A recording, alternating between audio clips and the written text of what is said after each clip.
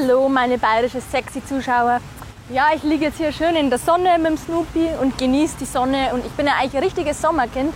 Aber geht es euch nicht manchmal auch so, wenn es dann so heiß ist und die Sonne so herabscheint, dass man sich einfach nur einen schönen Pulverschnee wünscht, ab mit dem Snowboard, die Pisten runterdüst?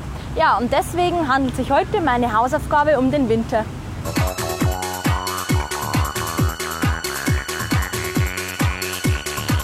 Jetzt kommen wir zur Lösung von der letzten Hausaufgabe. Die Frage, wie heißt denn das offizielle Fanlied vom FC Bayern München? Die richtige Antwort ist Stern des Südens. Ja, und das kann man zum Beispiel auch auf der Wiesn hören im Winzerer Fendelzelt.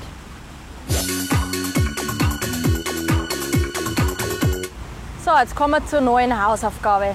Ich zeige euch ein Video, passt gut auf.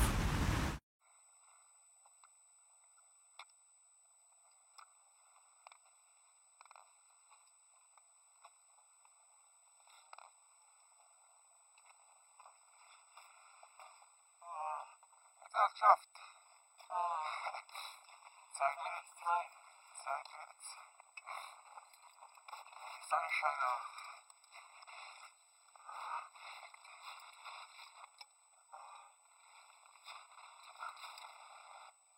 Und meine Frage lautet, wie heißt denn der Berg, auf dem das Gipfelkreuz steht? Ein Tipp von mir, der Berg liegt bei Garmisch-Partenkirchen. Kennt einer vielleicht den Bergsteiger auf dem Video?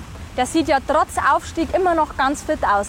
Also, wenn der sich meldet, bekommt er von mir am Chinaturm ein Händel und ein Maß Bier oder ein Weißbier, je nachdem, was er will.